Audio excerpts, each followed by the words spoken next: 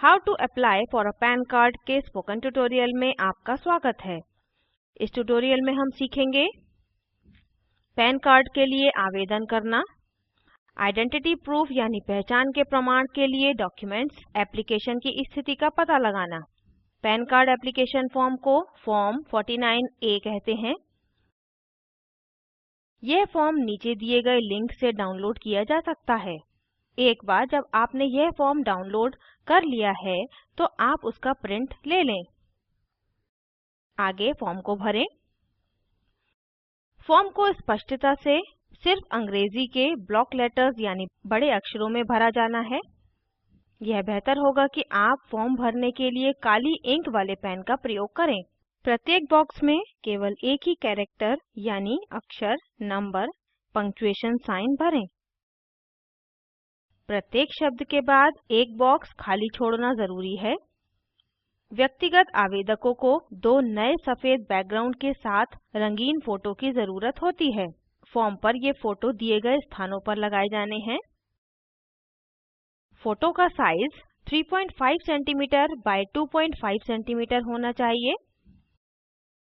Photo को staple या clip से नहीं लगा होना चाहिए। बाईं तरफ वाले फोटो पर हस्ताक्षर या अंगूठे का निशान एक सिरे से दूसरे सिरे तक होना चाहिए। दाईं तरफ वाले फोटो पर हस्ताक्षर या अंगूठे का निशान उसके नीचे होना चाहिए।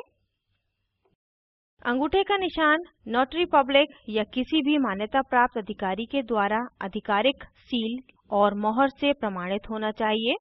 अब फॉर्म भरना शुरू करते हैं। सबसे पहले असेसिंग ऑफिसर विवरण भरें। असेसिंग ऑफिसर विवरण इन वेब पेजेस से प्राप्त किया जा सकता है।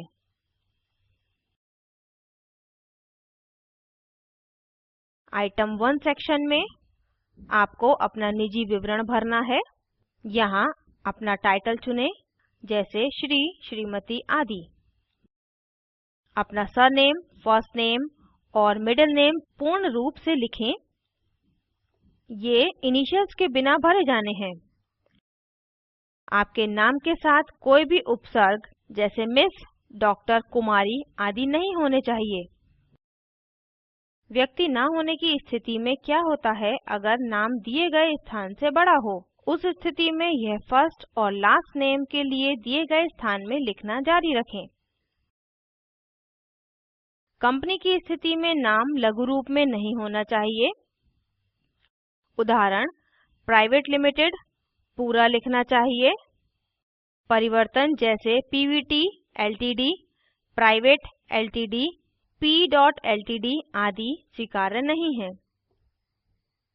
एकल स्वामित्व की स्थिति में मालिक के अपने नाम में पैन कार्ड का आवेदन होना चाहिए।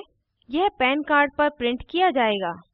ध्यान दें कि लास्ट नेम पूर्ण रूप से लिखना चाहिए। अगला सेक्शन उन अन्य नामों के बारे में पूछता है जिनसे वह व्यक्ति जाना जाता है या जाना जाता था। यहाँ अगर आवेदक यस चुनता है तो यह भरना जरूरी है, आइटम 1 के निर्देशों का पालन करते हुए। आइटम 4 जेंडर फील्ड सिर्फ व्यक्तिगत आवेदक द्वारा भरा जाना चाहिए। Item 5 section date of birth के लिए कहता है। अलग-अलग वर्ग के आवेदकों से अपेक्षित तिथियां फॉर्म में दी गई हैं। उदाहरण कंपनी को डेट ऑफ इनकॉर्पोरेशन देनी चाहिए। आगे व्यक्तिगत आवेदक को अपने पिता का नाम भरना चाहिए। आइटम 1 में नाम भरने के लिए दिए निर्देश यहाँ लागू होते हैं।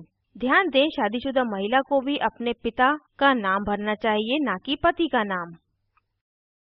आइटम 7 पते के लिए पूछता है।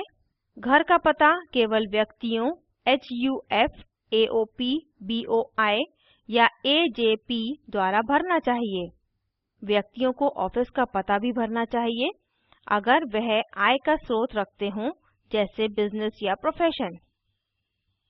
Firm, LLP, company, local authority या ट्रस्ट की स्थिति में पूर्ण पता भरना जरूरी है। आवेदकों के द्वारा भरे गए पते में निम्न सम्मिलित होना जरूरी है: नगर, शहर, जिला, प्रदेश, केंद्र शासित प्रदेश और पिन कोड। विदेश के पते में देश के नाम के साथ जिप कोड होना ज़रूरी है। आइटम 8 के लिए यानी कम्युनिकेशन के लिए पते में व्यक्तियों HUF, AOP, BOI, AJP घर के पते या ऑफिस के पते पर टिक करें। अन्य आवेदकों को उनका ऑफिस का पता लिखना चाहिए। सारा पत्राचार यहाँ दिए पते पर भेजा जाएगा। आइटम 9 में टेलीफोन नंबर और ईमेल आईडी विवरण भरा जाना है। टेलीफोन के विवरण में कंट्री कोड यानी ISD कोड और एरिया STD कोड सम्मिलित होने चाहिए। उदाहरण, दिल्ली का टेलीफोन नंबर 23557505 निम्न प्रकार भरा जाना चाहिए। 91 जो कंट्री कोड है, 11 जो STD कोड है। नंबर्स और ईमेल आवश्यक हैं। एप्लीकेशन में कोई असहमति होने की स्थिति में आवेदकों से संपर्क करने के लिए, पैन कार्ड को ईमेल से भेजने के लिए, स्टेटस अपडेट को मैसेज करने के लिए। आइटम 10 में कैटेगरी स्टेटस चुनें जो लागू होता है। लायबिलिटी पार्टनरशिप की स्थिति में पैन फर्म का स्टेटस देगा। आइटम 11 कंपनियों के रजिस्ट्रार के द्वारा इशू किए गए कंपनियों के रजिस्ट्रेशन के लिए कहता है। अन्य आवेदक प्रदेश या केंद्र सरकार के अधिकारी द्वारा इशू किया गया रजिस्ट्रेशन नंबर भर सकते हैं। आइटम 12 भारतीय नागरिकों को यदि आधार नंबर आवंटित हुआ है तो भरना जरूरी है। यह आधार कार्ड की एक प्रति से समर्थित होना चाहिए। आइटम 13 में आवेदकों को बिजनेस या प्रोफेशन कोड प्रयोग करके अपनी आमदनी का साधन दिखाना जरूरी है। कोड्स फॉर्म के पेज 3 पर उपलब्ध हैं। उदाहरण, चिकित्सा प्रोफेशन और बिजनेस का कोड 01 है, इंजीनियरिंग का कोड 02।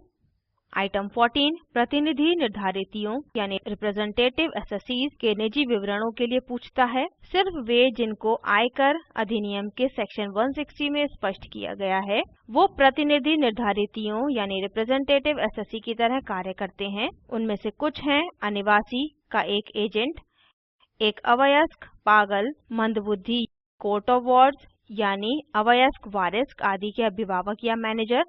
प्रतिनिधि निर्धारितियां उनके लिए जरूरी हैं जो अवयस्क हैं, मानसिक रूप से मंद हैं, मृतक हैं, मंदबुद्धि या पागल हैं।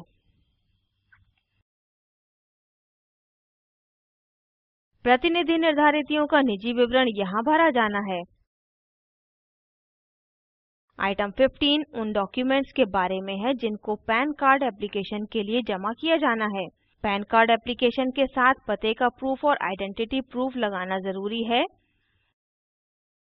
ये डॉक्यूमेंट्स आवेदक के नाम में होने चाहिए। प्रतिनिधि निर्धारितियों को भी ये डॉक्यूमेंट्स लगाने जरूरी हैं।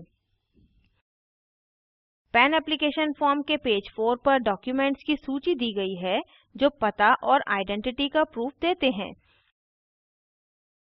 आवेदक को इस फॉर्म में सूचीबद्ध किसी एक डॉक्यूमेंट को प्रस्तुत करना जरूरी है।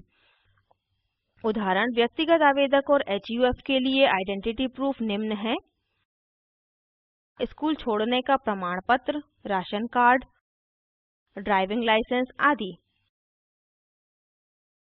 पते के प्रूफ के लिए डॉक्यूमेंट्स निम्न हैं: electricity bill, telephone bill, passport आदि। अब हम एप्लीकेशन से संबंधित कुछ सामान्य जानकारी पर विचार करेंगे। पैन एप्लीकेशन की प्रक्रिया के लिए फीस 96 रुपये यानी 85 रुपये प्लस 12.36% सर्विस टैक्स। भुगतान निम्न प्रकार से किया जा सकता है: डिमांड ड्राफ्ट या check.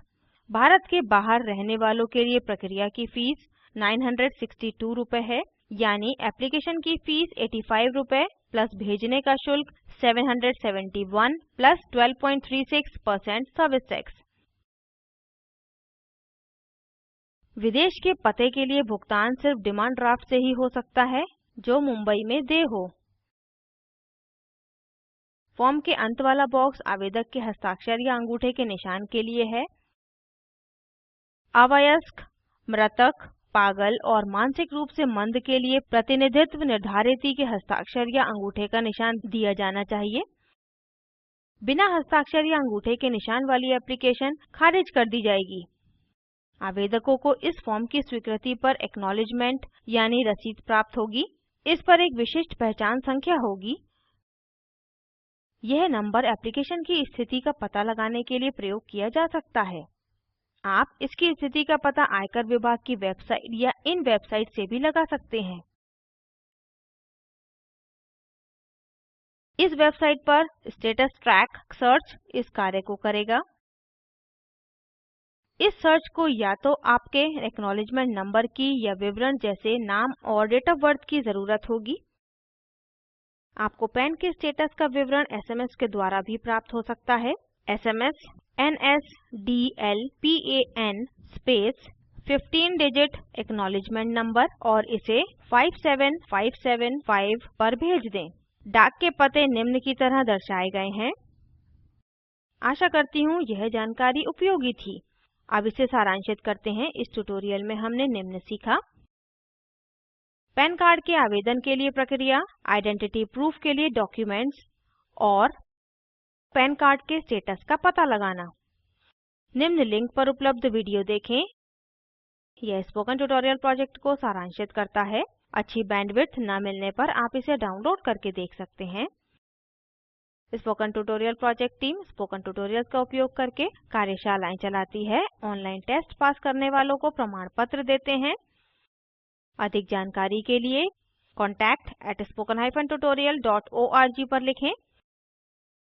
Spoken tutorial project talk to a teacher project का हिस्सा है। यह भारत सरकार के MHRD के ICT के माध्यम से राष्ट्रीय साक्षरता मिशन द्वारा समर्थित है। इस मिशन पर अधिक जानकारी spoken-tutorial.org/nmeict-intro पर उपलब्ध है। हम इस ट्यूटोरियल के अंत में आ गए हैं। IIT बॉम्बे से मैं श्रुति आर्य आपसे विदा लेती हूँ। हमसे जुड़ने के लिए धन्यवाद।